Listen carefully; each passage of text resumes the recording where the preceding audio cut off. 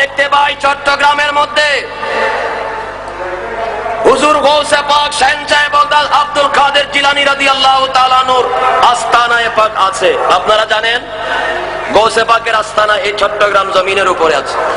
আমরা দেখি আরেকজন মহান ওলি যিনি বাংলাদেশে নাই, উনি বাংলাদেশীও না, হযরতে বাইজিদ বুস্তামি রহমতুল্লাহ তাআলা আলাইহি। ওনার আস্তানা শরীফ চট্টগ্রামের মধ্যে আছে না নাই? আরেকজন আল্লাহর ওলি, উনি বাংলাদেশীও না, বাংলাদেশেও নাই, হযরতে বোয়ালি কলন্দর শাহ রহমতুল্লাহ আলাইহি। ওনার আস্তানা শরীফও চট্টগ্রামের মধ্যে আছে না নাই?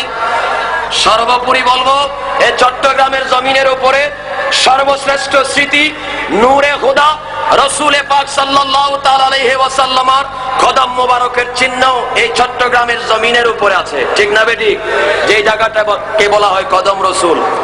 আমরা বিবেকবান মানুষ যদি চিন্তা করি যে এই জমিনের মধ্যে গৌসুল আজম বাগদাদ শরীফে এই জমিনে কেন গৌসে পাক এসেছেন, আমরা যদি চিন্তা করি বাইজিদ বুস্তামি অন্য দেশে এই জমিনে কেন এসেছেন, আমরা যদি দেখি বোয়ালি কলন্দার ভিন্ন দেশের মহান ওলি এই জমিনে কেন এসেছেন, রসুলে পাকের কদম মোবারক যার মাধ্যমে যেইভাবে হোক এই জমিনে এসে কেন উপস্থিত হয়েছেন, এগুলো আমাদেরকে শুভ সংবাদ দিয়ে গেছেন যে এই জমিনের মধ্যে তোমাদের মাঝে আসবে আমাদের প্রতিনিধি রসুলে পাকের বেলায়েতের তাজেদার গৌসুল আজম মজভান্ডারীর আবির্ভাব হবে।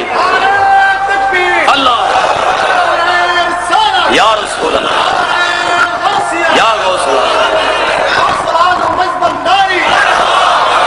আমরা যদি দেখি চট্টগ্রামের মধ্যে গত কিছুদিন আগে এসেছি হযরতে সৈয়দ আল্লাহর ওলি হযরতে শাহজাহান শাহ রহমতুল্লাহ আলাইহি, যিনি 500 বছর আগে আমাদের থেকে পর্দা করে গেছেন।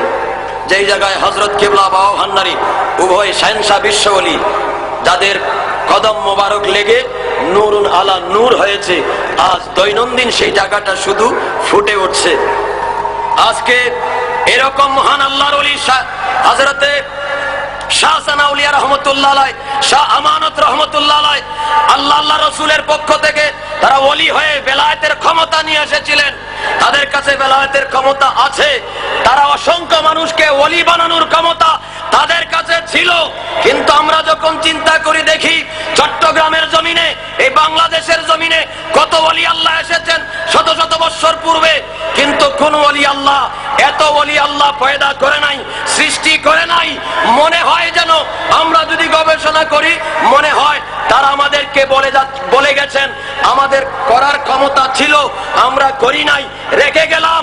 আমাদের প্রতিনিধি তোমাদের মাঝে আসবে, তিনি হবেন গৌসুল আজম মজভান্ডারী, তার কদম মুবারকে আলেম আসবে, গোলাম হলে তার এক নজরে ওলি হয়ে বের হয়ে আসবে। সুবহানাল্লাহ।